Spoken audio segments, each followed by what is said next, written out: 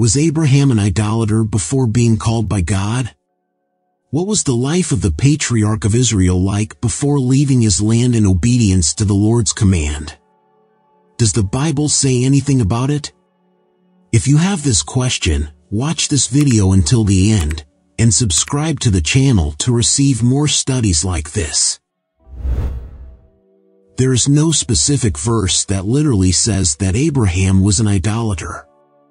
But according to the biblical testimony about the general context of Abraham's life before the Lord called him in the city of Ur, there is a clear indication that Abraham lived within the pagan customs of Mesopotamia. We know that Abraham was a descendant of Shem, one of Noah's sons. But it seems that knowledge about the true God was lost as generations passed. It is possible that there were other people in Abraham's time who served the true God. King Melchizedek of the city of Salem, for example, is cited as a priest of the Most High God. Job, who probably lived during the patriarchal period, is another example of someone who served the true God. Some critics even argue that Melchizedek did not necessarily worship Yahweh, or if he did, supposedly he was not a monotheist. But it is clear that this kind of argumentation has no biblical basis. The fact that Abraham paid tithes to him, and the way the rest of the scripture refers to Melchizedek's priesthood as a type of Christ's priesthood, leaves no doubt that Melchizedek really served the Lord. What happened to Abraham before his calling?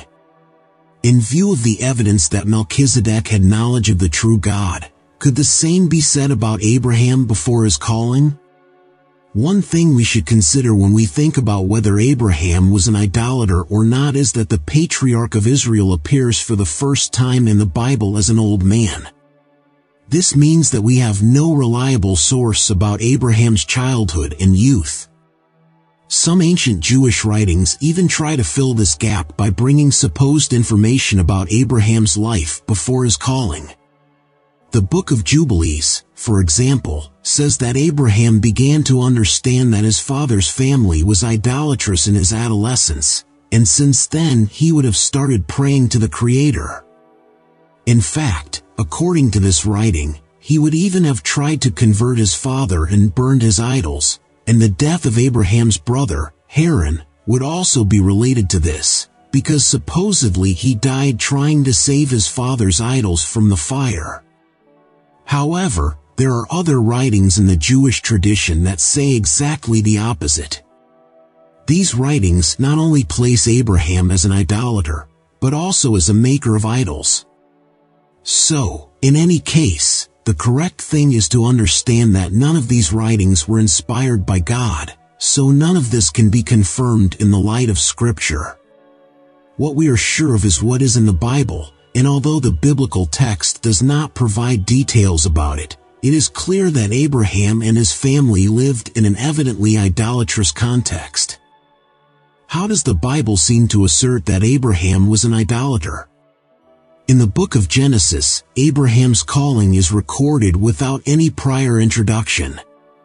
But in other biblical books, there are some passages, albeit brief, that refer to the idolatrous root of the family from which the people of Israel originated. The clearest biblical passage in this regard is in the book of Joshua. Through Joshua, God said the following about the origin of the Israelites who were entering Canaan. Thus saith Jehovah, the God of Israel, your fathers dwelt of old time beyond the river, even Terah, the father of Abraham, and the father of Nahor, and they served other gods. And I took your father Abraham from beyond the river, and led him throughout all the land of Canaan, and multiplied his seed, and gave him Isaac. The idolatry referred to in this biblical text was the idolatry of the Arameans who inhabited Mesopotamia in the region of Ur.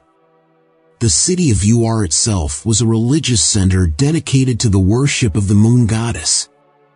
Therefore, it is safe to say that Abraham was an idolater. But when he received the call from the Lord, he obeyed and left his land not knowing where he was going, only carrying the certainty that God would lead him to the place that his descendants would inherit. Regarding this, the writer of the book of Hebrews recorded the following: By faith Abraham, when he was called, obeyed to go out unto a place which he was to receive for an inheritance, and he went out, not knowing whither he went. By faith he became a sojourner in the land of promise, as in a land not his own, dwelling in tents, with Isaac and Jacob, the heirs with him of the same promise, for he looked for the city which hath the foundations, whose builder and maker is God. God sovereignly called Abraham from the midst of paganism and ignorance to establish, through him, the lineage through which Christ came into the world. If you enjoyed this video, leave your comment and don't forget to subscribe to our channel.